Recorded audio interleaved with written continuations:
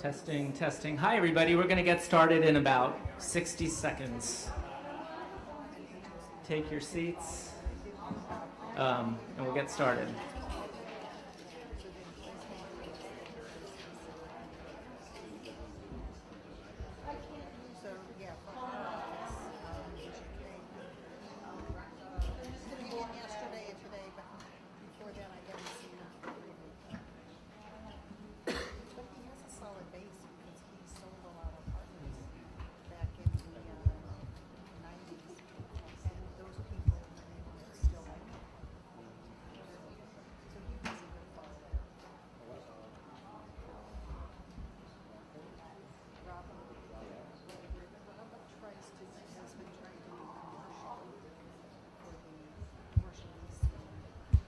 Okay, thanks for coming out, everybody. My name is BJ Jones. I'm the acting president of the Battery Park City Authority while the search continues for a president, and the timing on that is still TBD, but for at least the next 2 hours, I'm here, so I'll be guiding us through this presentation.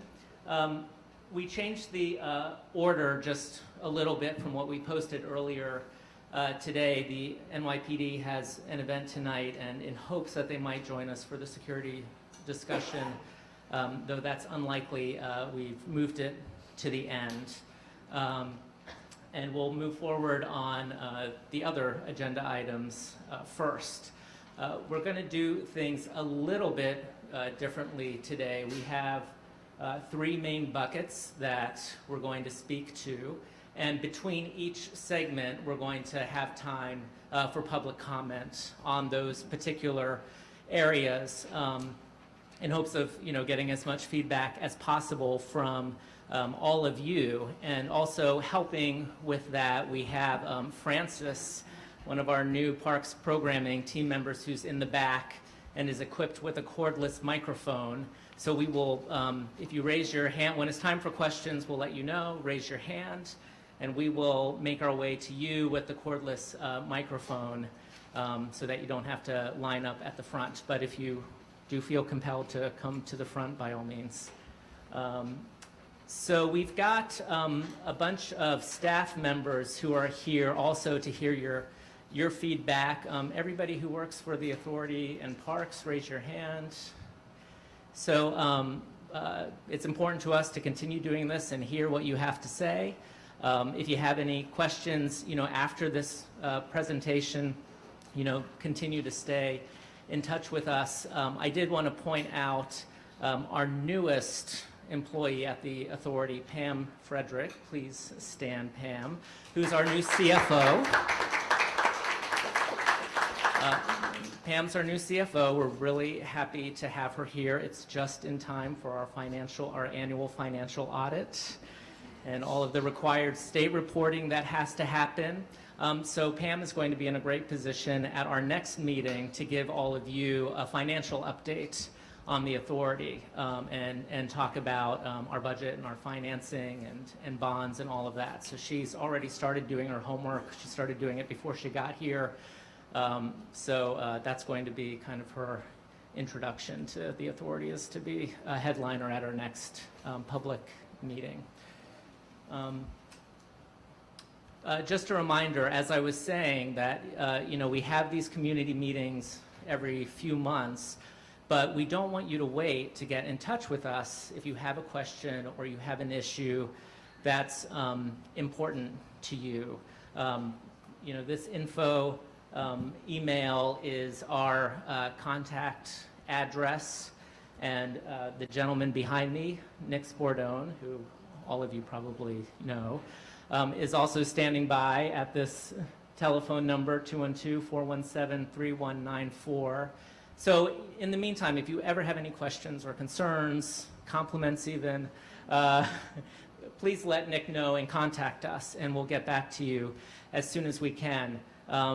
We also participate in as many public meetings as we can in between these sessions too. In addition to our board meetings, Nick attends the community board meetings, the Battery Park City Committee meetings, the NYPD Security Council First Precinct meetings. We have provided copies at the front table of our updates to some of those committee meetings that also give you a little bit more detail about what we've been talking about since we've conducted this last session here at Six River Terrace. So feel free to take any of those materials home with you. If you prefer an electronic copy, email us or call this gentleman here and he'll send you a copy to or point you to the link online where you can get that. So, yeah, oh, we have a, yeah. The lighting's a little funny. So that was info@bpca.ny.gov. .ny.gov. Yep. info.bpc@bpca.ny.gov. Thanks. Thank you, sorry. Yeah, no problem. Okay, so we're going to start with a set of updates on our capital projects, particularly relating to resiliency, but also a few other things that we have going on here. So Gwen's going to lead us with that, and then we'll take time for questions on this segment. So take it away. Good evening. Can everyone hear me? I'm Gwen Dawson. I'm the Vice President of Real Property at the Authority. And I'm going to actually take the liberty of jumping ahead a couple of slides and give you an update of what we've completed first, and then talk about our resiliency updates. So one more. There we go. Just to update you on some of the things that we've recently completed or things that are currently underway. We'll run down a quick list. We have new tree plantings in Battery Park City. We have 30 trees already planted with 2 more to go. We have begun our fit out of the 200-rector property, the place where we'll have our security outpost, as well as some space for community meetings and for senior meetings, and some additional auxiliary office space for the authority and the construction contractors that we have. We have finished the Irish Hunger Memorial, waterproofing and leak remediation, and we're very, very happy about that. We think it looks great. We're very happy with the quality of that work. The Police Memorial Electrical Vault construction has been completed. We have moved up all of the electrical equipment that powers the Police Memorial and a portion of the marina to above the 500-year floodplain, so that we will not have damage in the event of a future storm. We have finished the Battery Park City pile remediation phase 5, the caisson repair. I say phase 5 because this is a multi-year, multi-phase project that is intended to maintain the repair of the piles that support the esplanade, and we have completed 5 and we'll be doing phase 6 this next year. We completed the North Timber Piles project. We had some unevenness that was starting to creep into the esplanade on the north side. We have that repaired now. We have also repainted the north neighborhood crosswalks, which I know is something that some of the community members were concerned about, so that's been completed.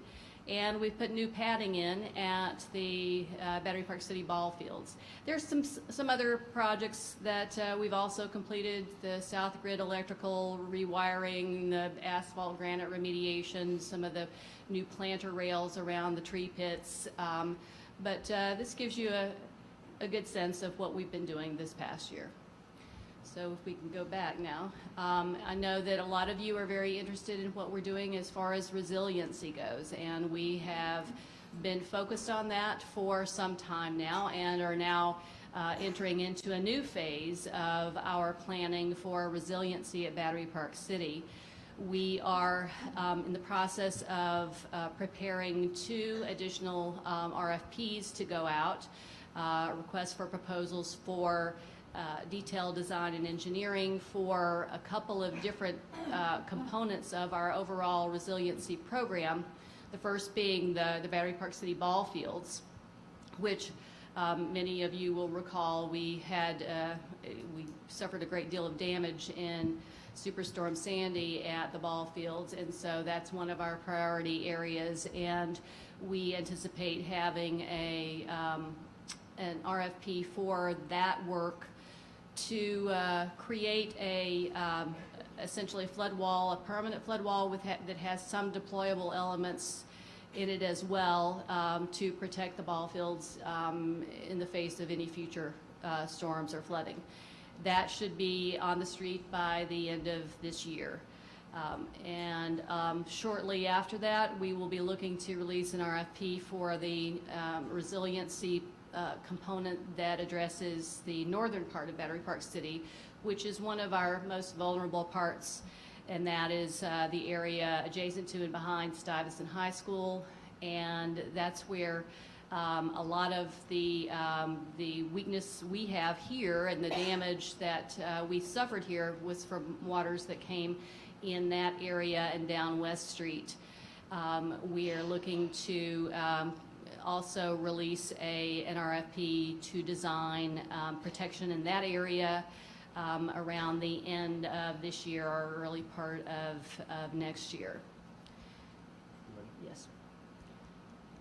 We have already issued an RFP for the Southern Neighborhood Resiliency Plan, and that covers the area from the Museum of Jewish Heritage east across the Pier A Plaza, Wagner Park, and over to the intersection of State and Battery Place.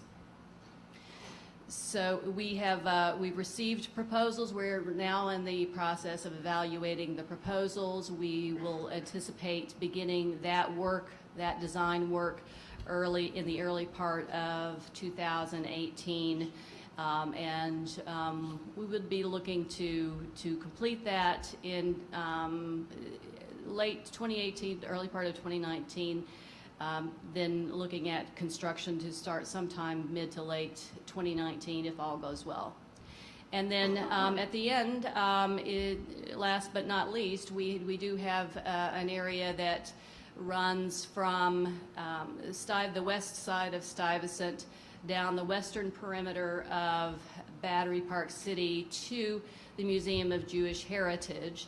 And if any of you have seen any of the presentations that we've previously done about the resiliency plan, you know that component relies heavily on the garden walls, the park walls, and modifying those or enhancing those to create a flood barrier for that part of Battery Park City.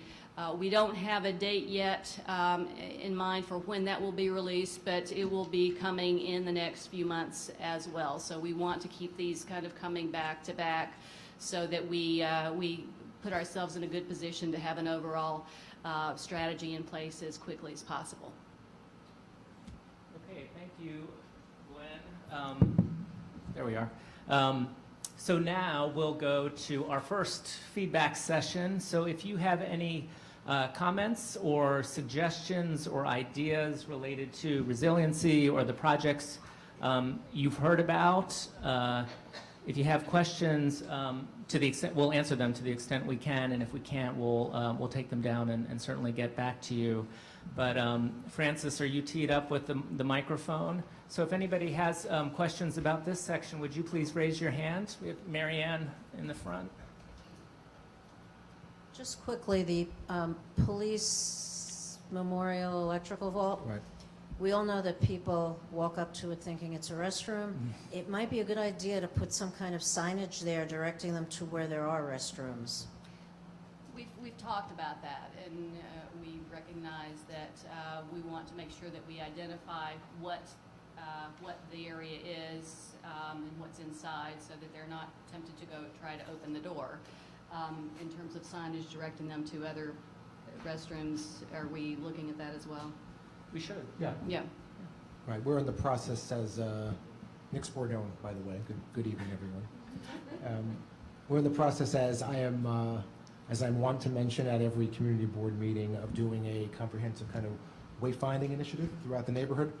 That's a little bit longer term, but in terms of directing people to other bathrooms, I think it's something we can take a look at. I think it's a question of, do you want to instruct people what it's not or what it is? So maybe as a first step, it's, hey, this is electrical equipment, don't open it up, and then maybe there's a way to direct folks appropriately to the nearest washroom. Thanks, Marianne. Anybody else have a question for this section I have, or comment?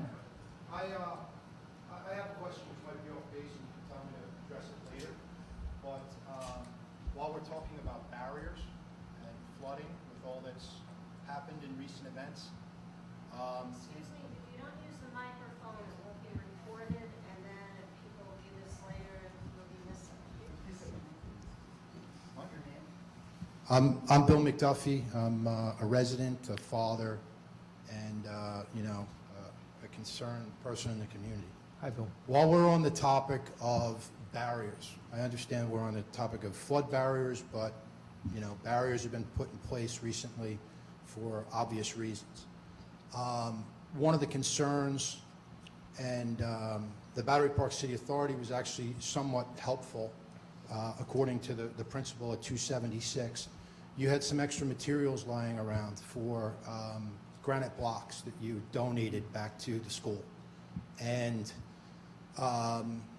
it's very helpful that you did that. I don't know if you have any others lying around, but what was put there is not quite adequate. It protects about 5 feet of the sidewalk instead of the bigger problem. And somebody that has a car in the city, which is a rather large car, I can still fit my car between that and anything that would, prevent what we're trying to prevent. So, one, I would ask that maybe, we get together with yourselves and the Battery Park City Authority, find out what materials you have lying around that can be donated to the schools for that, and is there anything in place to consider barriers along while you're trying to get these RFPs for the flooding? It's an appropriate, it might be an appropriate time to ask for that to be incorporated into the proposal. You want to speak to the flood part? I'll take your question in several segments. We do and have had in our capital plan a project to look at streetscape security improvements throughout Battery Park City. So it's something that we've been thinking about for some time. That being said, we do recognize that there is a heightened sense of urgency in getting some things in place right now for the near term while we go through that process. I know that we're going to get to a security discussion a little bit later, so I'll try to be brief on the answer to your question. But specifically, the question about PS 276, we recognize that it's not quite comprehensive now. But what we have done is we put things where we had jurisdiction to put things. And I have reached out to New York City DOT, and we have had conversations with NYPD. We're trying to get everybody to agree as to what additional things that we can put there because we would have to kind of get into the sidewalk in order to achieve that. So we're working on it, and we're working on it very diligently, and we expect to have a strategy for that in the next few days. Okay. Thank you, Bill. Any other project-related comments, Matt? While you're taking a look at security barriers, the one at the top of the Liberty Street ramp is like universally loved by everybody who lives here. I'm sorry. My name is Matthew Fenton, and everybody hates the vehicle barrier at the top of the Liberty Street ramp, which has been there for, The clam. yeah, Yeah. I mean, closer to 20 years than 10. I'm thinking with all the creative work you're doing on the bike path, the work that's been done around Goldman, the World Financial Center, or Brookfield, there's got to be a better solution, and this might be a good time to We want to just jump into this. Okay. Yeah, that is one of the locations that we are focused on in our security assessment, and we do want to replace it with something else. We will be working on it. I can't tell you at the moment exactly what it will be and when it would happen, but I can tell you that we are looking at it, and it is our objective to come up with a better solution there. Thank you, Matt. Okay, let's move on to the next segment, which is programs and community highlights. So Nick, why don't you take it away with some of our efforts in regards to Puerto Okay. Rico. Yeah. I will do. So, good evening again, everyone. The first thing we wanted to do is just make sure that we were re-emphasizing the fact that we are collecting still various goods and donations for the drive to help hurricane victims in Puerto Rico. You'll see on the slide, superimposed in the back, is a picture of our great BPC Park staff, which late last month made the first delivery of donated goods from BPC residents. So thank you, Battery Park City, for being so incredibly generous. That behind our staff there you can see is a truckload of donated materials that we delivered up to the Javits Center for integration with the state's greater efforts to collect goods from all over the state and make sure it gets delivered to the right folks. So thank you. I draw this to your attention for two reasons. One, to say thanks. Secondarily, to let everyone know that there's been a slight change in the drop-off locations. The community center is still the same place and the same hours. Okay, it's Monday through Friday, 7 to 10 p.m., and the weekends 1 to 9. Originally, we were taking also donations at the Rockefeller Park House. That's changed now. That was through the end of October. We're now going to be taking donations at 75 Battery Place, which is BPC Park's headquarters. There's a new lobby arrangement there. Someone sitting in the chair, and they will be able to open up and take donations from 9 to 5 during the week. Obviously, the following goods are being accepted. That's as dictated by the state, and they want all items to be in their original and unopened packaging. But thank you so much for the generosity, and let's take a moment, especially as we approach Thanksgiving, to recognize how lucky we are to be able to live here and to be able to help folks who really need it. So thank you for that.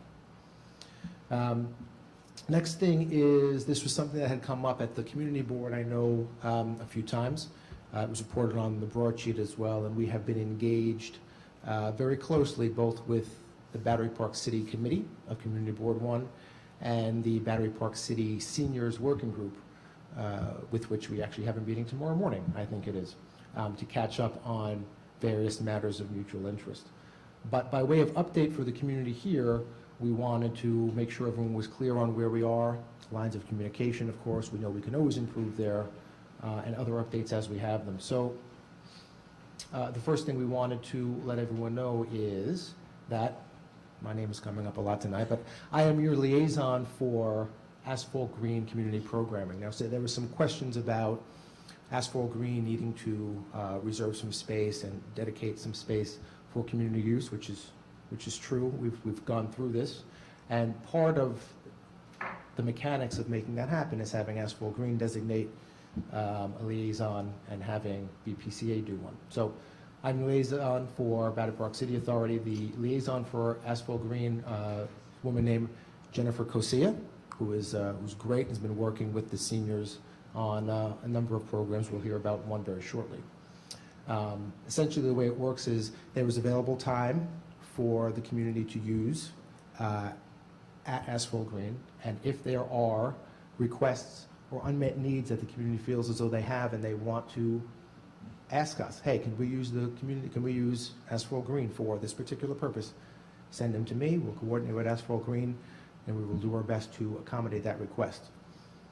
That said, We also wanted to make sure that folks knew that there are a number of programs already underway at Asphalt Green that the community may or may not know about. And this kind of flows down to, again, communication can always be better. So one of the things we discussed recently with Community Board 1 last week was how best to communicate some of the many offerings that Asphalt Green is already making available. So we have it. For the seniors in the room, there is free senior fitness classes that are now being run out of Asphalt Green. You see it there. I'm not going to run down the list, but each of Monday, Tuesday, Thursday, and Friday, there are free senior programs through a partnership with Asphalt Green. And there are also, in addition to that, other offers and classes that they make available for the community, including, but not limited to, free student swimming lessons, discounted membership to Battery Park City residents. So if anybody doesn't know, if you live in Battery Park City, you get 10% off membership just for walking in the door. Now, I don't want to take your attention away from the community center at Stuyvesant High School, which is one of BJ's favorites and one of mine as well, which we'll get to later. But if you're interested in Asphalt Green, there's a built-in discount there as well. Scholarships for local children for summer day camp and for competitive swimming, basketball, and volleyball. And there is also, as you may know, if anyone is involved here, the parent or relative of a Girl Scout, they make space available for the local Girl Scout troop. And I have also personally attended a number of Battery Park City Committee meetings in the spaces at Asphalt Green. So they are, they've been our partners in this process, and we look forward to continue working with them. The last thing I'll note is, has a bit of a teaser, our winter calendar, and you'll hear a little bit about that from Craig later on, usually comes out in about, let's say, a month's time, and that will have programming from January through April. As part of that, we are exploring the possibility of having a community partnership with Asphalt Green for free nutrition, food prep, and tasting classes. There's a beautiful kitchen in Asphalt Green, and we are in the process of working through that, both with the seniors group and Abby Ehrlich, who are Strategic Partnerships Director at the Authority, and our partners at Asphalt Green. Paul, who is the Chief Programming Officer from Asphalt Green, I believe was going to be here. I don't know if he's here yet. Hey, Paul, how are you? So Paul from Asphalt Green is also here. Wave, Paul. That's it. There he is. It's actually Jeff, but that's okay. Jeff. Why did I say Paul? I'm calling you Paul from now on. Paul's I a hope that's membership okay. guy, so you can talk to him as well. Oh, okay. My mistake. I'm sorry. No Well, problem. Jeff, thank you. So that was the long and the short of Asphalt Green. I know that there was some particular interest in this, so if there are, actually, you want to take questions just now or go through the rest of it? Go through the rest, yeah. Okay, so we're going to go through the rest of community programming, and then we'll open it up, as BJ had laid out, for particular questions on this aspect of the program, and then we'll move on to onto security. Yeah. Okay, so, all right, programming highlights. And for this, we're Craig going to Huda. introduce Craig. Good evening, everyone. I'm Craig Huda. I'm Director of Parks Programming. Just a little brief recap of our fall season. October 31st marked the end of our daily outdoor programming season, and in many ways the end of our programming year. Just as a recap, Battery Park City Parks Programming offered more than 1,200 programs and events in the past year, and affected over 65,000 participants. So thanks to many of you who participate in our programs and support parks programming. We're busy putting together our winter calendar. As Nick or BJ mentioned, will take effect January 1st. It should arrive in mailboxes the week of December 18th, so keep a lookout for that. Some highlights of the winter calendar: we have a winter talk series here at 6 River Terrace. We have adult and senior art programs and fitness classes. And I'm very excited to announce that we will be reducing the rates of many of our indoor programs this winter. So that includes chess programs, indoor preschool play and art programs, parent and baby yoga classes, all with reduced fees. Most exciting there is our beloved Stories and Songs program. We have 3 sessions on Wednesday morning where children from 6 months old to 3.5 years old experience live music and creative storytelling. And that program will be free this winter. You still have to register, but it will be free to participants, so that's great. As we head into the winter, just want to remind people on December 7th, Thursday evening at 5:45 p.m. in South Cove, we have our annual Holiday Lights celebration, which of course is our tree lighting ceremony. We have caroling led by the fabulous Fezziwigs. We have holiday treats, candy and cookies, hot chocolate and hot cider. And kind of most importantly about that event, we collaborate with and organize with Battery Park City community member Rosalie Joseph in an organization that she's involved with called Stockings with Care. Stocking with Care collects new unwrapped gifts that enable parents to fulfill the wishes of their children who might need a little help during the holiday season. So we will be collecting those gifts at the Holiday Lights celebration. So if you are able, please bring one. And if not, you can drop by our 75 Battery Place headquarters, and we'll be collecting them there as well. So thank you very much. Thanks, Craig. Thank you, Craig. Okay, I'll just take this. So as we move on here, just making sure that we keep everyone apprised of other community engagements with which we're involved and at which we hope to see many of you. For those of you who don't know, the Battery Park City Committee of Community Board 1, many of you I know I see there, not all of you. They usually meet on the first Tuesday of every month. They make the agenda available usually toward the end of the month prior. So most often it's the first Tuesday of every month, and they focus on issues of interest to our 92 acres here in Battery Park City. I'm there every month to report. We oftentimes will take some of our senior staff there, including Gwen's been there a number of times with me. Patrick Murphy from Allied Universal is there every month to provide updates about their work in the community. And there was a number of handouts, as you know, on the front table, including our last most recent reports to the committee there. Fairly substantial as far as they go, and as BJ had mentioned, a little more detailed than what we're going to delve into tonight, because we want to make sure that we have the chance to get everyone here engaged a little more quickly. But that's there. The full community board usually meets on the last Tuesday of each month, not always, but usually all that information is available online as well. Assemblymember Deborah Glick, I ran into their staff last week at a Lower Manhattan Coastal Resiliency meeting, and they had us to make sure that we made everyone aware of a climate change, sustainability, and development meeting they are conducting next Tuesday, 2 Tuesdays from now. That's November 28th at 8 o'clock at the New School. And finally, upcoming BPCA meetings going here in sequential order. Our next board meeting is going to be the first Tuesday in December, December 5th. That's at the usual place, 200 Liberty Street, our building, 24th floor at 11 a.m. And the BPCA monthly newsletter, copies are available here, also available online. Please sign up if you haven't already. We'll make sure we get you added to the list that has news and events, BPC people, and features all sorts of happenings in and around Battery Park City, both at the authority and with our many partners. So that's community updates. And the last thing here, very quickly, as we alluded to, the community center at Stuyvesant High School, which, as many of you know, allows us to partner with Stuyvesant High School to have a gym access, pool access to pool facilities and other activities at Stuyvesant High School during the hours at night and on weekends. These are very aggressively reduced rates thanks to many folks throughout the BPCA, the community as well, who weighed in, and BJ in his prior life as Chief Administrative Officer. We greatly reduced the rates about a year ago now, April of 2016, a little bit more than that, and we've seen the membership increase almost by 3 times over. It's been very, very successful. So again, if you live in Battery Park City, it is very cheap. That's $179 a year. Okay? $199 if you're an adult that doesn't live in Battery Park City. These are, again, annual rates. $79 a year if you are a youth, senior, or military, and $59 a year if you're a Battery Park City senior, youth, or military. With membership comes access to all sorts of free classes, new equipment. That's just in, as detailed at top. More info is available at bottom. And again, please come in. Day passes are also available. You want to come in for $10 and check out the facilities. No commitment to buy, but you can come in and check it out. It's really a great experience. So thank you to everyone who makes it so great, and to our staff who really takes a lot of care to make sure the facilities are open every day, and really a great asset and resource to the people who live here. Nick, you'd think you'd get a commission on these memberships, the way you're marketing it. I live to serve. Okay. Yeah. Time for Francis. Are you ready?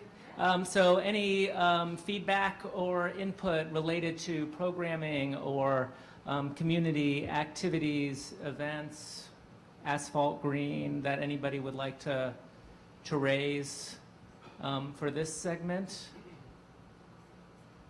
Matt Fenton in the front.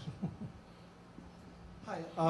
At the last BPCA board meeting, during the public comment session, the question came up about creating a working group that would include residents to collaborate on decision-making and coming up with creative initiatives that Asphalt Green could partner with the BPCA on, and also about the future of the facility as a whole. And the chairman said at the time that was worth taking a look at.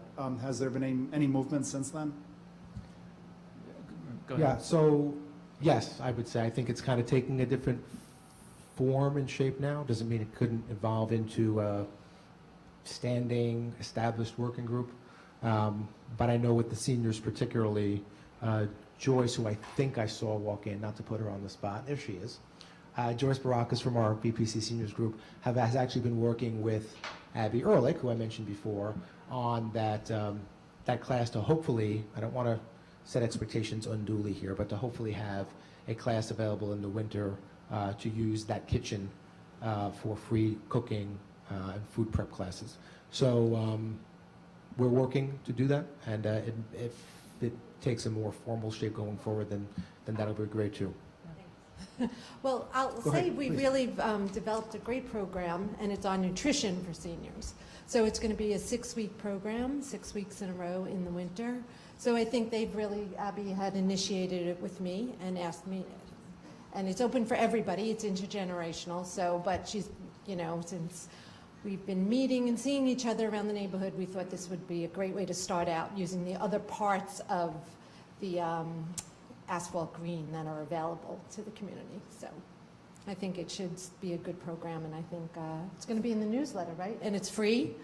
And there's going to be, it's health, centered around health and nutrition and things that are more relevant to being home, cooking for one, going to a green market, things like that.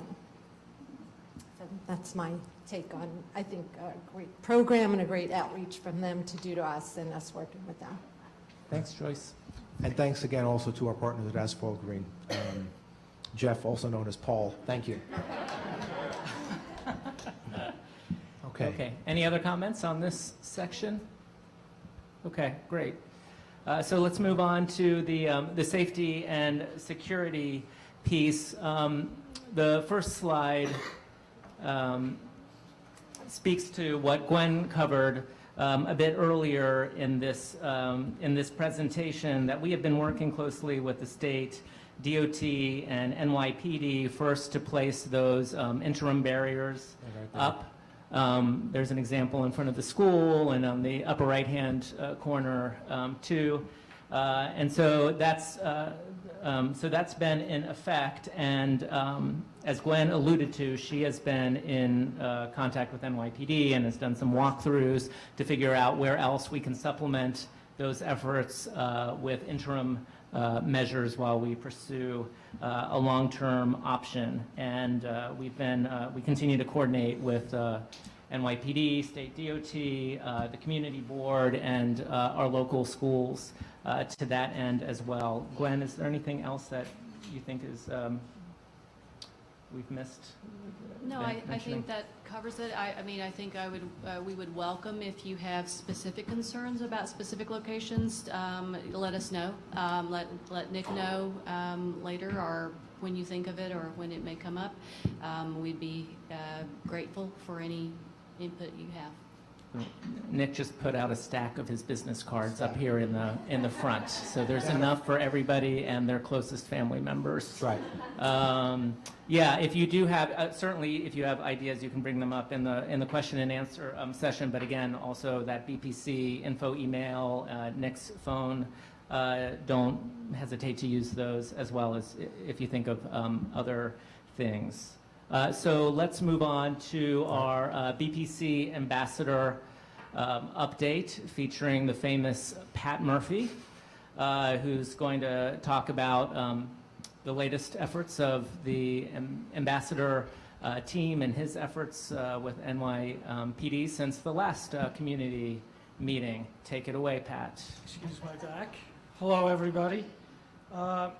As you can see from the slide, I've been working with NYPD parking enforcement. So they've been around the community. Sorry for anybody's car that got towed or motorcycle, because they went around, I think for the motorcycles was last month. All the motorcycles, they must have taken about 10 of them out of here just on the north end. NYPD Hercules Unit, Counterterrorism Unit, and Port Authority Police have all been throughout the area. Especially, it all started with the Summer of Hell on the transportation. So over here, where the Port Authority has the dock and that, they have their police set up there. Hercules Unit's been all around. Everybody knows what they look like with the helmets and that.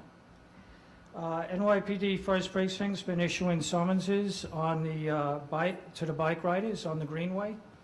So they've been up at Chambers Street. They've been down by PRA. Some people actually have seen them stepping behind walls and all of a sudden stepping out and grabbing people. So our command center contacts Brooksfield Security Desk every tour to find out what's going on in their place, if they have any issues, and we also let them know if we have any issues going on. Life Safety, Brookfield Emergency Alert Notification System, so I'm a member of that. Like just before this meeting started, 250 had a power outage, and so I got that transmission right away. Emergency residential radio checks performed by the supervisor. This we like to do, we used to do every Monday, now we're doing it on different days of the week. There's radios throughout the property, and we go and make sure that the building managers have them on. This actually worked out very well for us on October 31st, because we were able to communicate with the building management team around the incident and do a lockdown, and also let them know when to open up. PS IS 89 and PS IS 276, safety ambassadors signed at the start of the school day and at the end of the school day. And this is just to make sure that there's no double parked cars, that the buses can pull up and let the kids out in front of the school and stuff like that. Okay? And then I have a couple of notes, basically, which is on the next slides. Homeless issue, it's finally started to decline here in October. That's probably due to the weather change.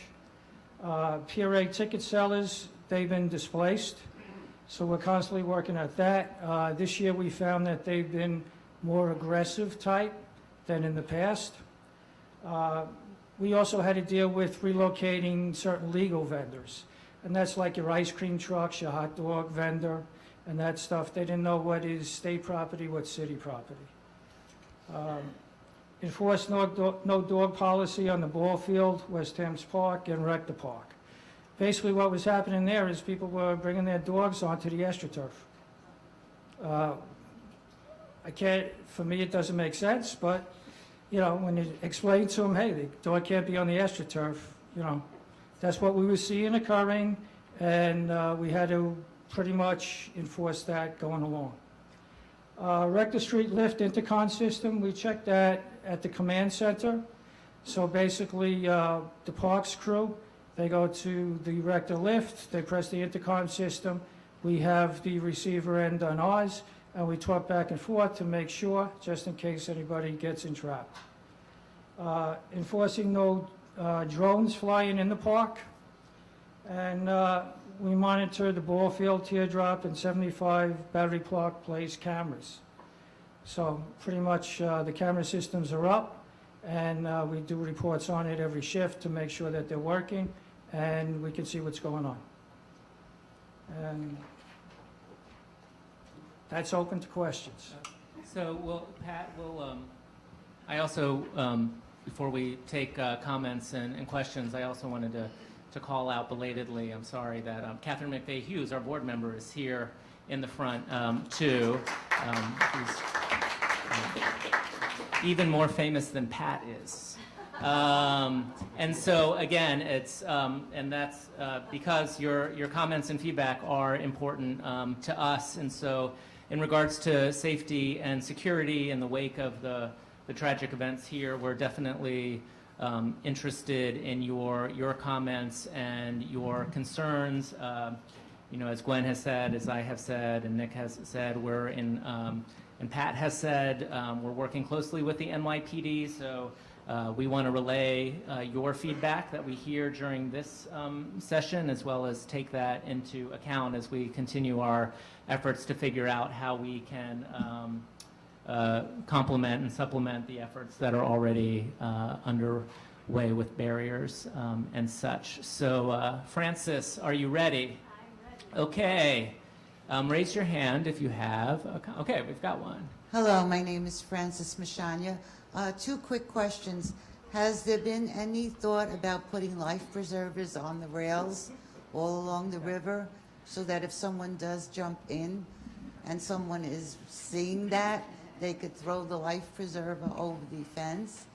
Well, that actually has come up in a community board meeting, and we have seen a picture of what Hudson River Park has on theirs. Yes, the red ones. Yes. With an alarm. Right. So right now it's just being explored. What is there to explore? Well, part of the problem is, do you have anybody that's trained in it? That's number one. Number two, are we supplying everybody in the marina with a life preserver? Because it has to be some way to secure it. And then you have to have almost like a firebox where you break something, open it, and is it tethered to the rail that you're throwing it and you're not losing it? You know, that's some of the issues.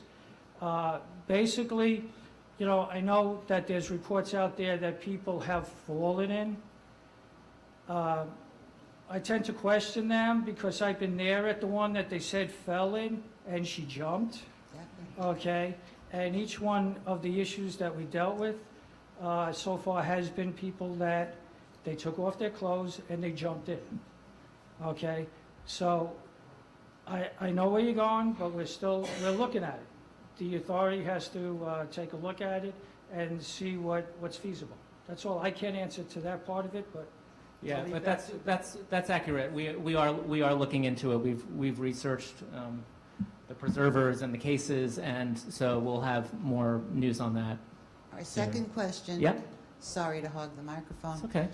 Is there a way, when you're on the waterfront, that there could be signage to say, I'm on the waterfront at Rector Place, I'm on the waterfront at Third Place, I'm on the waterfront near West Thames?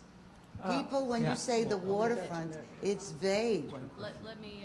Gwen's going to take that question and talk a little bit about our wayfinding initiative that Nick had mentioned briefly. We are beginning actually this week our waterfront wayfinding signage program, and we have a consultant on board, and we're going to be designing signage, updated signage, a wayfinding program for Battery Park City, and we will be involving the community in the concepts for what's needed, and that's really great feedback.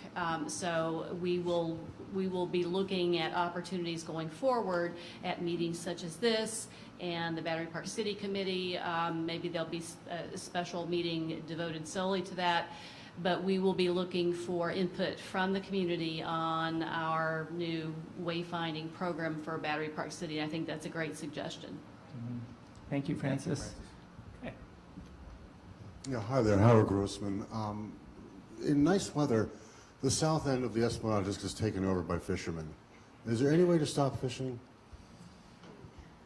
Well, the actual location for the fishermen is down at Wagner Park, so we keep trying to move them down there. Some fishermen don't realize it. We find them fishing up here at Rector Park. We tell them that the only authorized place is Wagner, and they pack up and they move on down. I mean, well, like I said, signage is part of their project. And Pat, maybe you can speak to this a little bit, but my understanding too is part of the problem is it's commercial fishing is what's not allowed, but the way it's regulated by the state is based on the number of poles a fisherman has, and so they know just the right number of poles to have that just make it more complicated to get them to comply. The standard here is they can't have 5 poles up. They'll let them have 3 poles up. But you'll also see that somebody from the Fish and Game Wildlife, okay, I was walking through the park, and he's stuck behind the Jewish Heritage Museum waiting for them.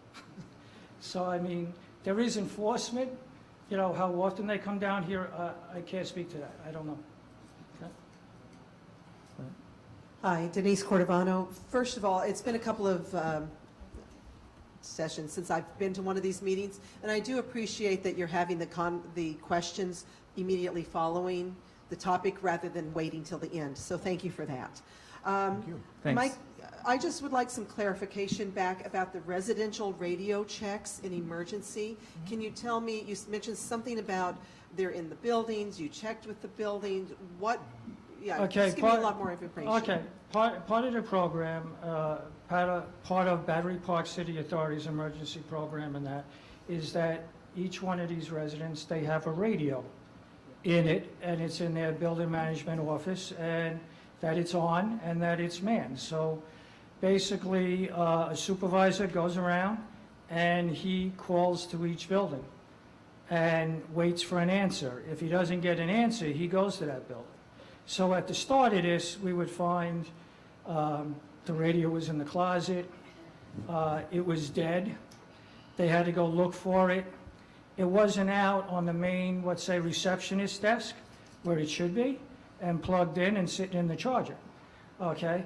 So some people were like, it was there, but it was turned off. So now they have it on. So at the beginning, we started just doing it on Mondays until we got everybody getting the response back, and we do it both in the north end and the south end.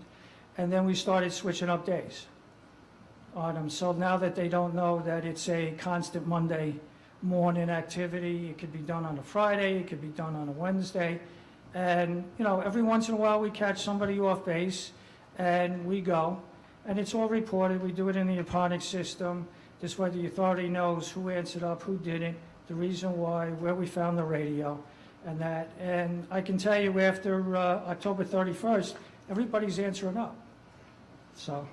And just to add to that is that the intent is to have another communication channel available if, God forbid, we can't make contact through email or cell phones or landlines. So that's why we do these tests regularly, so that if we need another outlet to get a message quickly to buildings, we have that available. We hope not to need to use it, but that's why we've been working very hard to get the managers to follow through on it. Thank you. You're welcome. And just to follow up, on October 31st, did you call buildings in the north and the south end neighborhoods? And We just dealt with the buildings where the incident went down. We heard it over our radio, okay? And naturally, our supervisors responded out. And as soon as it became contact with the police, it was, as far as they knew, they were still looking for people. That's when a lockdown was put out over the radio up to this north end. Okay, so I have a preschool. I have Battery Park City Day Nursery in the south end.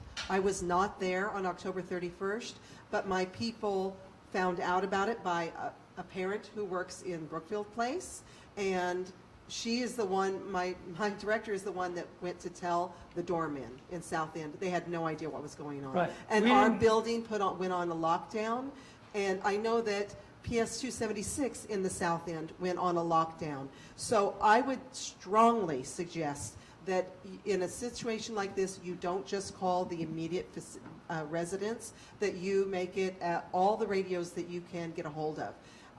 And another question, is it the presumption that the building, once you notify the building of an emergency, the presumption is on them to notify the residents in that building? Is that correct, or? Yeah. Yes. Okay. All right. Thank you.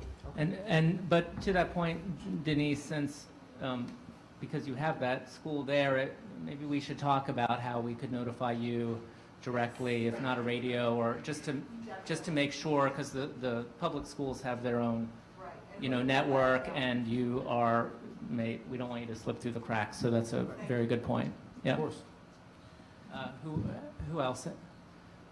Hi, I'm Michelle Fries. I'm a parent at PS 89. You had mentioned that there's ambassadors patrolling in the mornings or outside of PS 89. I haven't seen them. I was wondering where they are, what time, and how many, and just are there patrols around? I don't see any patrols around that block where the school is in general, so trying to get a sense of what the security situation is there. We don't patrol the school. We were asked, actually, PSIS 89 was the first one to come to us when we first started here and asked, can we have a safety ambassador over on the Warren Street side of the ball field, dealing with the buses and the kids crossing the street, because you guys did not have, and I believe you still don't have, a crossing guard in that area. Okay, and it was the president of the Parents Association at the time. So I contacted Battery Park City Authority. They said by all means. So really, they come out. It's the ambassador that's in the ball field. He comes out from the ball field side. He's on the Warren Street there. And basically, he's to make sure that you don't have the double parked cars, so that bus can come up and let the people exit the bus, the kids exit the bus that's there. He's also there at lunchtime or the activity time when your kids come over to the ball field. He's right there. On the ball field side? He's usually on the ball field side. If the kids, he watches the kids cross over. If he sees that somebody's going to step out in front of a car, he's going to walk out in the street. He's going to stop him. Remember, he's not a crossing guard. He's not trained as a crossing guard.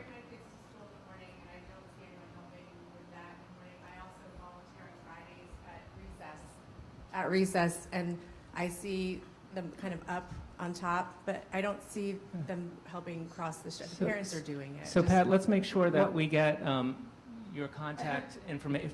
Michelle, right? Michelle, Sure, is yeah. it? Let's Michelle get your Freeze. contact information, and Pat will meet with you. Nick will be in touch, and we'll meet with you. And if there's Okay, some other I'm the parents president here, of the PTA for PS 89, so we'll follow up with you and Great. to come up with a plan. I Yeah. can tell you from PSIS 276 that actually Tammy, who's here, has gone over to our staff and said, listen, this is where we want you to be.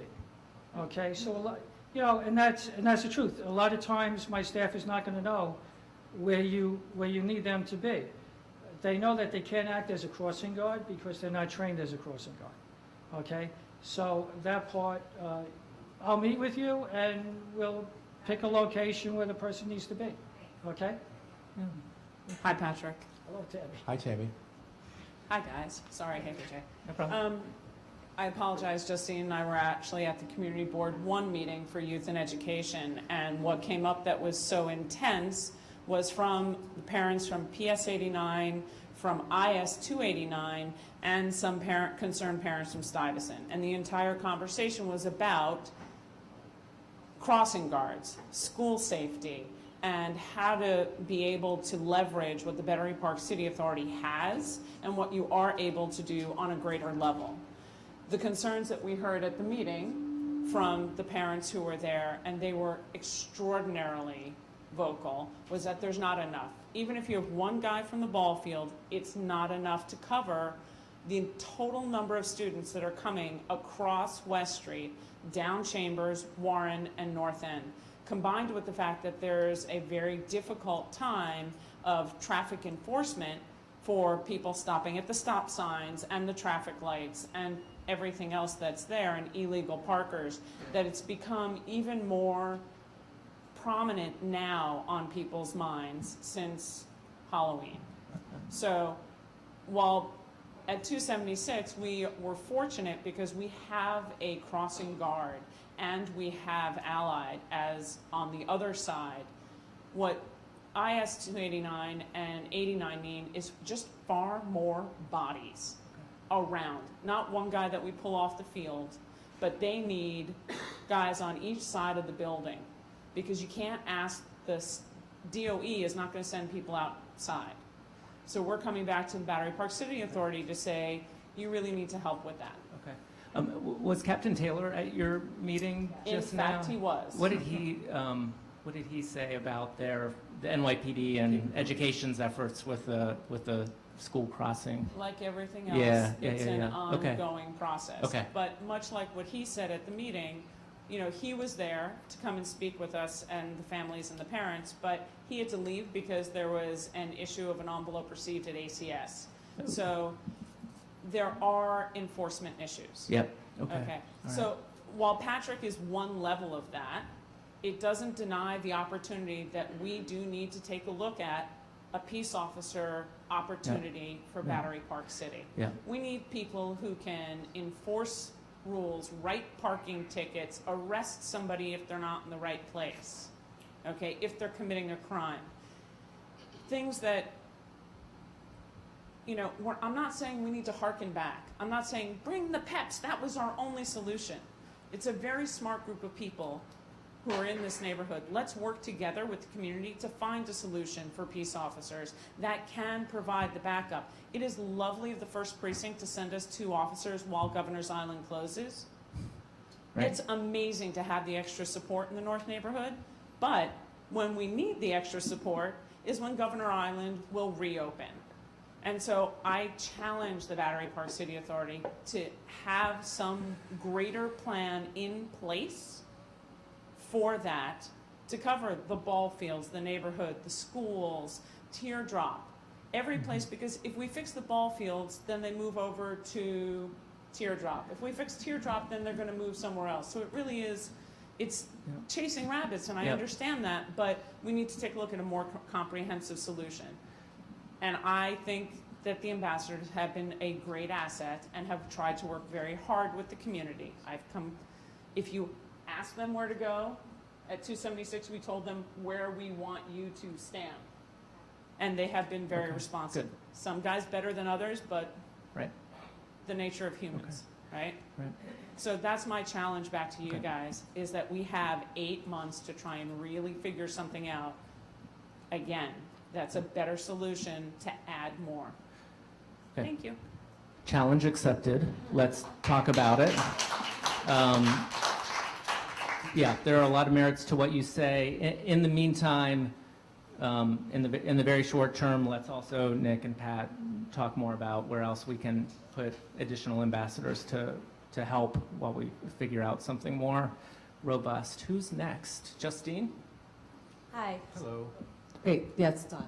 Hi, sorry that I was late and I missed much of everything, but I kind of want to echo parts of what Tammy was saying, and also